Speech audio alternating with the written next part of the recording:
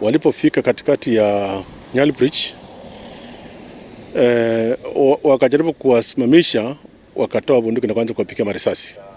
Katika hali hiyo hiyo, maafisa pia waliweza kujibu risasi, na basi hapo wakaweza kuwajeruhi wawili. Walikuwa wamepanda kwa pikipiki ambayo ni numberless boxer aina blue. So mmoja aliamua kutupa bunduki, mmoja alikuwa nayo pistol kwa maji kwa Indian Ocean.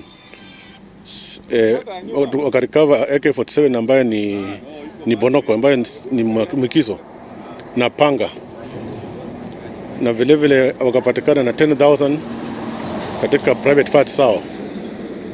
So as we speak, tumeweza kurecover hizo pesa na bunduki hiyo.